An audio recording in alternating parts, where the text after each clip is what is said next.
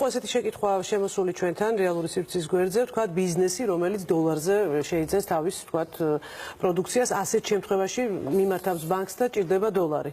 მას ურთულდება თუ არა ბატონ ზურა ამ ხრივ ვთქვათ ის რომ ამ შეიძლება გამოიტანოს. პრობლემა არა. თუ ის 100.000-ზე ნაკლები არის, ხო? ვალდებულებას ის იღებს ლარში, მაგრამ იქ შეუძლია გააკეთოს კონვერტირება და სადაც უნდა იგადარიცხოს. ეს არანაირი პრობლემა არ არის მისთვის.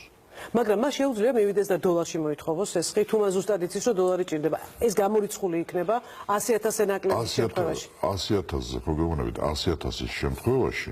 ყველა ვარიანტი უნდა აიღოს 100.000. კი ბატონო, ესე არის. გასაგებია. განმარტავთ შეიძლება მეუპასუხოთ თქვენ შეკითხვას.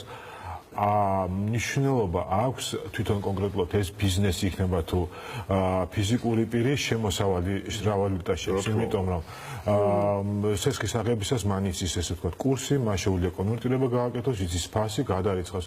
მან არ იცის მომავალ პერიოდში, შემდგომში ყოველთვიურად, როდესაც სესხის მომსახურება მოუწევს, მას აქვს პროგნოზი ესე ვთქვათ თავის შემოსავლების ლარში, მაგრამ არ იცის კურსი, ანუ ვისაც შემოსავლები აქვს ლარში, მიუხედავად იმისა, შეიძლება ინვესტიცია ჭირდებოდეს რაღაც დაზგადანადგარის უცხოურ ვალუტაში შესყიდვა ჭირდებოდეს, მისთვის ეს პრობლემა არ არის. პრობლემას არ წარმოადგენს.